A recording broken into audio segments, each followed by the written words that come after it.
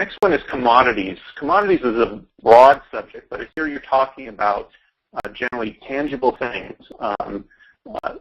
They cover a broad range of things. So let's look at energy. An example of that would be oil or natural gas. We have industrial metals. An example there would be something like copper. Precious metals, obviously gold or silver. Agriculture could be cotton. Livestock, we hear the phrase pork bellies. So those are examples of what commodities are. Now, a commodity fund is going to invest in those commodities, but they're not going to take direct ownership. Your fund is not going to have a warehouse someplace full of oil barrels. Instead, commodity funds are going to invest in commodity futures contracts. Now, a futures contract is simply an agreement to purchase a commodity at some future date.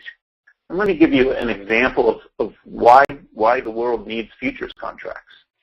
Let's say you're a farmer and you're planting your corn right now, and I don't know how long corn takes to harvest, but let's say that's 6 months. So 6 months from now, you're going to be selling your corn. But you, of course, don't know what you're going to get 6 months from now, and maybe you need to borrow money to buy a new tractor. So the farmer can agree to sell or deliver his or her corn 6 months out, and somebody will buy the right to take that corn today at, essentially today's price of corn. So that gives the farmer the ability to lock in how much the farmer's going to get in 6 months when they sell that corn. Now, well, okay, that's good for the farmer, but who would want to buy that deal? Who would want to pay for corn 6 months from now?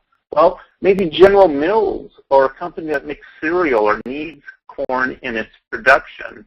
They'd want to lock in their cost of production so they know how much they should be pricing their product 6 months from now. So they can lock in their costs today by agreeing to buy that farmer's corn 6 months from now. So that's how the futures contracts work in the real world. And the funds that are investing in these futures contracts are going to get their exposure to energy, metals, agriculture, and livestock by owning futures contracts, again, not owning the actual commodity.